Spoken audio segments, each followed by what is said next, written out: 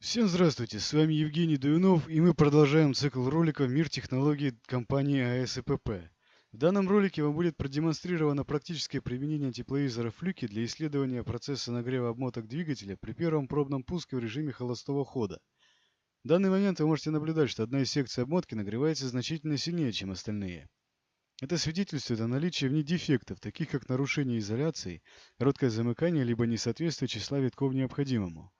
При работе двигателя под нагрузкой в обмотках могут развиваться значительные токи, в результате чего данная секция будет сильно нагреваться, вплоть до разрушения лака и изоляции на ней и соседних секциях, что может привести к выходу двигателя из строя. Для обеспечения работоспособности двигателя без его полной перемотки данная секция будет отключена, что приведет к снижению мощности двигателя всего на несколько процентов.